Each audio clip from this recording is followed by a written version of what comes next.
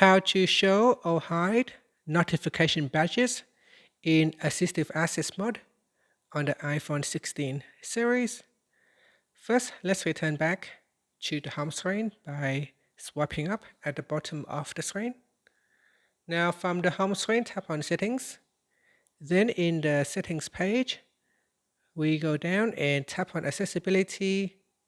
After that, we scroll down and then tap on Assistive Access. And from here, we scroll down again. Now tap on Show Notification Badges. Tap on the toggle button to turn off or switch on Show Notification Badges.